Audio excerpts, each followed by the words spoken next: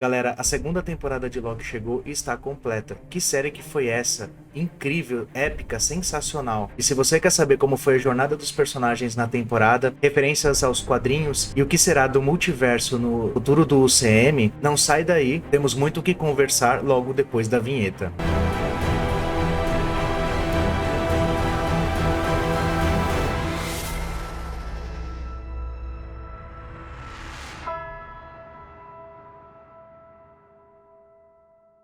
Fala, nação nerd, sejam muito bem-vindos ao canal Nerd Pra Sempre. Pra quem não me conhece, eu sou o Guilherme e sim, hoje estou aqui mostrando a minha cara especialmente para falarmos dessa série que foi demais, disparada a melhor série da Marvel, na minha humilde opinião. Fala a verdade, vocês já queriam conhecer quem estava por trás da voz nos primeiros vídeos, né? Não! Precisamos falar com detalhes sobre o desenvolvimento dos personagens na série, referências aos quadrinhos, teorias fantásticas utilizadas pela Marvel da mitologia nórdica e principalmente o que nos reserva o futuro do UCM após o desfecho da série. Mas cuidado, esse vídeo contém spoilers. Se você ainda não assistiu a série, eu sugiro que pare agora o vídeo, assiste lá porque tá imperdível e volta pra gente conversar, combinado? Então, sem mais delongas, bora pro vídeo. A segunda temporada de Loki inicia logo após o término da primeira temporada, onde vemos o Loki sendo interpretado pelo sensacional ator Tom Hiddleston e a Sylvie sendo interpretada pela Sofia Di Martino irem até a Cidadela no fim dos tempos e confrontarem aquele que permanece, que é interpretado pelo Jonathan Majors, a versão benevolente do vilão Kang, o Conquistador. Bom, não exatamente benevolente como podemos perceber no último episódio da série, em que, num diálogo com o Loki, ele demonstra que o tempo todo ele estava no controle de tudo. Mas segura aí que a gente já vai falar sobre isso mais pra frente. Aquele que permanece oferece para eles duas opções. Primeiro, assumir o seu lugar e controlar a AVT, e consequentemente a linha do tempo sagrada, ou matá-lo e liberar o caos do multiverso. Loki tenta desesperadamente convencer Sylvie a não fazer isso, em vão, porque ela o trai e o lança de volta para a AVT, onde ele descobre que ninguém o reconhece e, além de tudo, a estátua dos Guardiões do Tempo foi trocada pela estátua do Kang. A partir daí, a série se divide em duas narrativas. A de Loki, que tenta entender o que aconteceu e localizar Sylvie, e a de Sylvie, que, presa à Cidadela no fim dos tempos, precisa lidar com as consequências de sua escolha. Enquanto Loki se alia a Mobius e a Caçadora B15 para investigar as anomalias ocasionadas pela fragmentação do multiverso, Sylvie vai para uma linha do tempo alternativa, onde ela tenta viver uma vida simples e desfrutar tudo aquilo que ela não pôde quando ela era perseguida pela AVT. Ao longo da temporada, vemos Sylvie e Loki enfrentando diversos desafios, inimigos e explorarem mais a sua relação e os seus sentimentos. Os personagens da série tiveram um desenvolvimento incrível, a começar pela ascensão da Caçadora B15, e se tinha uma importância na primeira temporada, nessa segunda a relevância dela vai lá nas alturas. Ela chega até mesmo a se tornar uma espécie de diretora da AVT. Foi muito bacana ver a empatia que ela tem pelas pessoas, principalmente no primeiro episódio da série em que a General Dox comete um verdadeiro genocídio podando várias linhas do tempo e mantendo apenas a linha sagrada. Isso deixa ela arrasada com tamanha crueldade. A General Dox chega a ser bem mais cruel do que Thanos. Lembram-se do Titã Louco? Com seus atos ele apaga metade do universo que ele se encontra, enquanto que a General Dox apaga milhares de universos inteiros. Insano, né?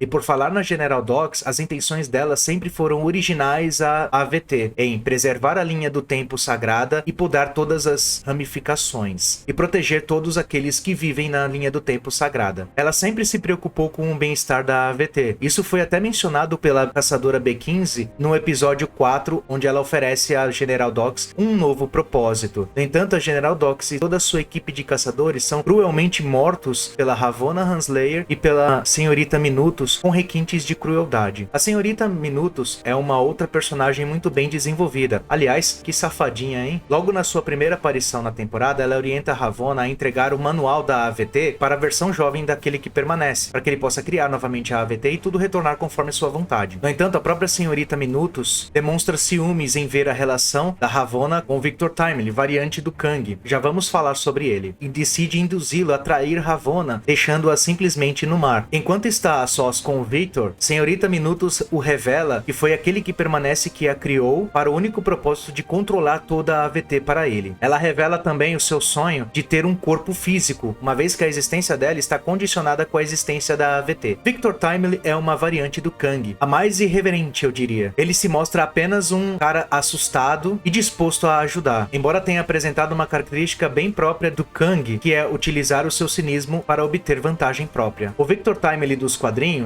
não chega a ser uma variante do Kang. Na verdade, é um personagem criado pelo vilão logo após ele ser derrotado pelos Vingadores, com o único propósito de obter recursos tecnológicos de Victor Von Doom, o Doutor Destino, e com isso poder se vingar. Não podemos nos esquecer de Ravonna Renslayer, aquela mesma juíza da AVT que apareceu na primeira temporada. Nessa segunda temporada, ela começa seguindo as orientações do aquele que permanece em deixar o manual da AVT com a versão jovem do Victor Timely. Só que logo depois, ela é traída pelo próprio Victor, orientada pela Senhorita Minutos, e ela aparece no final do episódio 3 com o propósito de se vingar deles. Ela se mostra apenas preocupada com a AVT. Bom, eu diria que preocupada em controlar a AVT.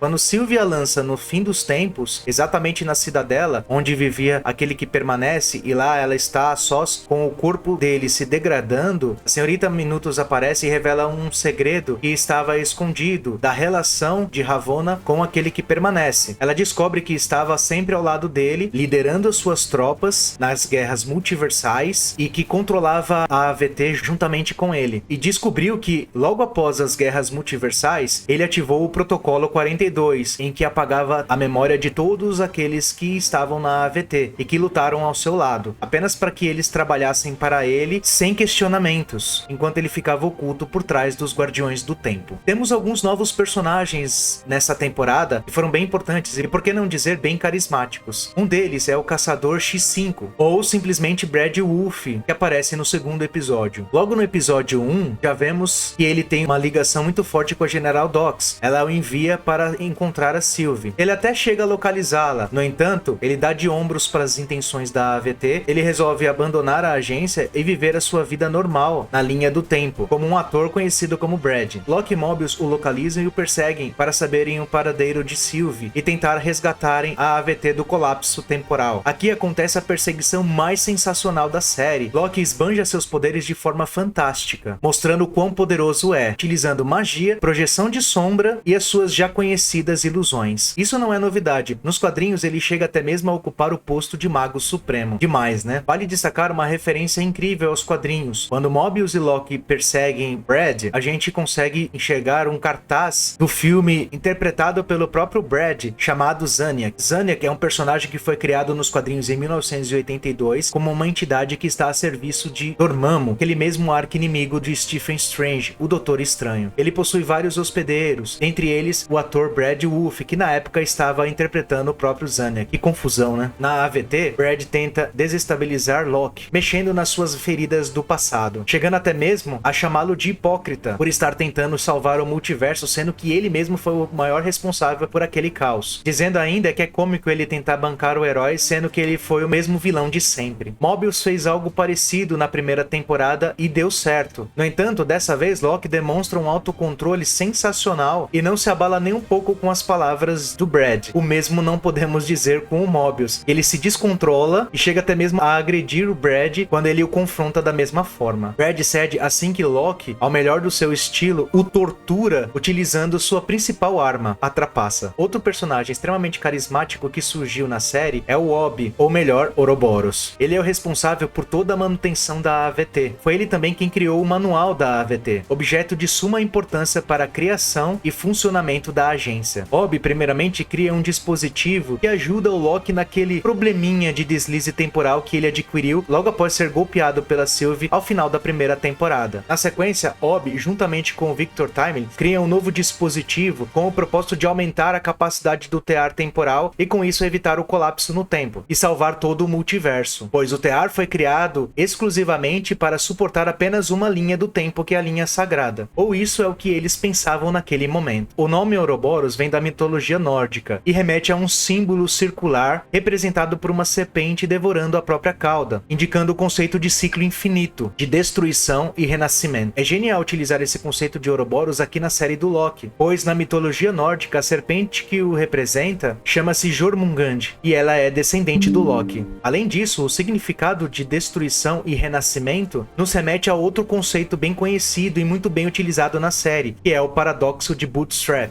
O paradoxo de Bootstrap diz que em um cenário em que é possível a viagem ao passado, um objeto pode existir sem ao menos ter sido criado. É o caso do manual da AVT, que foi escrito pelo Obi, é levado até o Victor Timely para que ele possa criar a AVT e pedir para que o Obi crie esse manual, ficando num loop infinito. Outro ponto importante para falarmos é você se inscrever aí no canal se você estiver gostando do vídeo, bate na sineta para ativar as notificações, para não perder de jeito nenhum esse conteúdo nerdístico e de responsa que a gente tanto ama. Combinado? Você que já é inscrito, meu muito obrigado de coração, é bom demais ter você conosco e bora continuar. Não podemos nos esquecer de um dos meus personagens favoritos na série, o Mobius, que estava sensacional como era de se esperar. Mais uma vez, a atuação dele foi impecável. Foi legal de ver a relação dele com o Loki se desenvolvendo cada vez mais, até mesmo a relação dele com a Sylvie, naquele diálogo sensacional no último episódio da série. Mobius, sem dúvida, rouba todas as cenas. O maior destaque para mim foi aquele diálogo que ele teve com o Loki no refeitório da AVT, degustando uma bela torta de limão e confrontando o Mobius do porquê ele não ter tido nenhuma curiosidade de conhecer a sua vida antes da AVT. Loki chega a questioná-lo se ele tem receio da sua vida ter sido pior do que a vida que ele leva na AVT, ao que sabiamente ele responde, abre aspas, não, algo ruim eu suportaria, mas e se for bom? Finalmente pudemos ver qual era a vida que o Mobius levava antes da AVT, de vendedor de jet ski. Exatamente por isso ele se interessava tanto pelo assunto e cuidando de seus filhos logo após perder a sua esposa. Agora vamos falar um pouquinho da nossa querida Sylvie, que mais uma vez deu um show à parte de personalidade. Destaco muito o desenvolvimento dela. Na primeira temporada, seu único propósito era matar aquele que permanece, exclusivamente para preservar o livre-arbítrio de todos os universos. Quando ela consegue atingir esse propósito, ela vai viver a sua vida simples, a qual ela sonhava. No entanto, ao perceber as consequências dos seus atos, ela se une novamente ao Loki para tentar impedir o colapso no tempo. Ela só quer que todos vivam a vida que escolheram para si, sem interferência alguma no livre-arbítrio. Aliás, aqui podemos dizer que ela é a própria personificação do livre-arbítrio na série. E o que dizer do nosso protagonista, hein? Que arco incrível esse do Loki. Um desenvolvimento relâmpago, eu diria. Sim, porque vamos relembrar que este Loki não é aquele que vivia na linha do tempo sagrada, e também teve um desenvolvimento muito bom. No entanto, ele foi morto pelo Thanos. Esse da série é uma variante do Loki, que fugiu dos Vingadores utilizando o Tesseract nos eventos de Ultimato. Então, naquele momento, Loki foi o primeiro vilão dos Vingadores, para depois se tornar herói de todo o multiverso. Fantástico, épico, incrível. Durante toda essa temporada, ele queria descobrir uma forma de proteger o teatro temporal e salvar todos os seus amigos, e não ficar mais sozinho. O motivo pode parecer egoísta, mas se trata da essência do Loki. Faz total sentido. E assim que ele consegue controlar o deslize temporal, que o dá poder para ir para qualquer lugar do tempo, ele fica extremamente poderoso e tenta de tudo para consertar o teatro temporal. Literalmente, ele chega a ficar preso num loop em que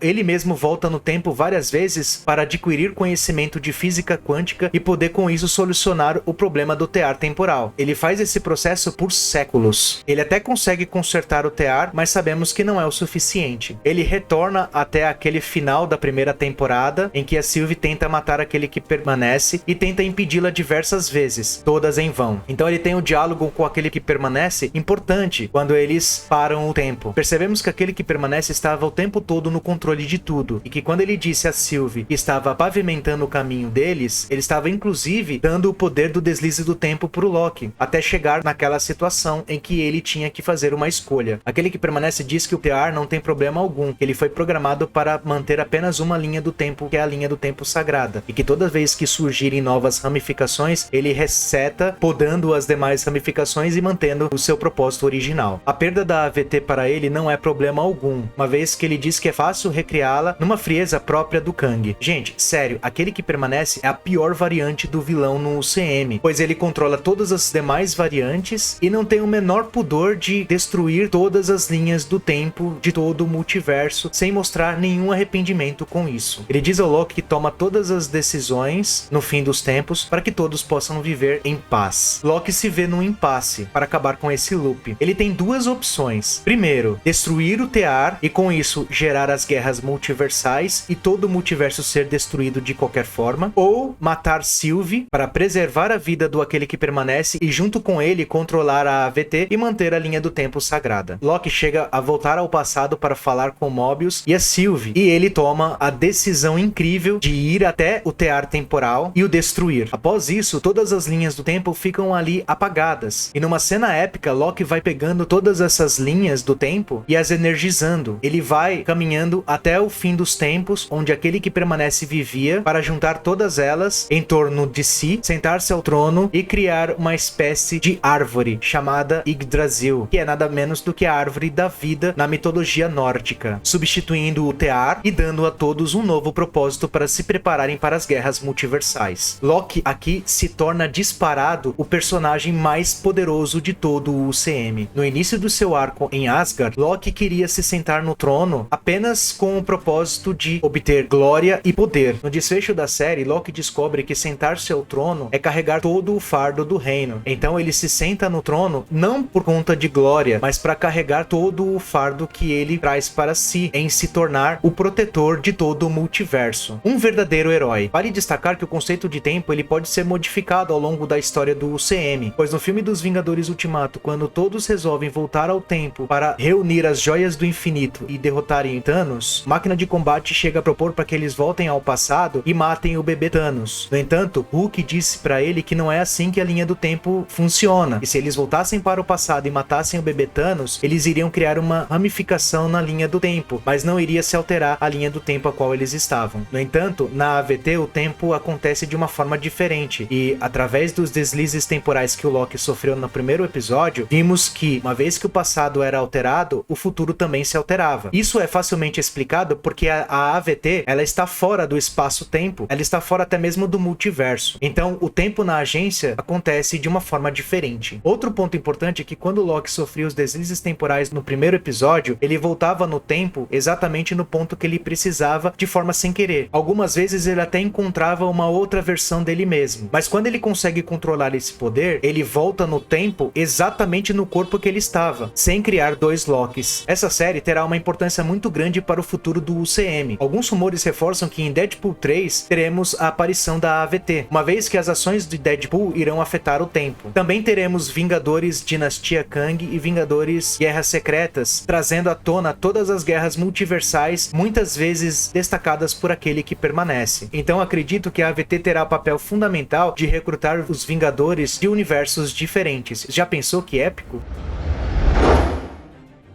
Bom galera, esse é o vídeo. Ficou um pouquinho longo, afinal tivemos que falar de toda essa temporada incrível que a Marvel nos entregou. Comente aí o que você achou da série do Loki. Curtiu? Atingiu suas expectativas? Superou? Quero muito saber a opinião de vocês. Não esquece de mandar aquele like se você curtiu o vídeo. Vou ficando por aqui. Não esqueça, uma vez nerd, nerd pra sempre. Até a próxima galera. Fui!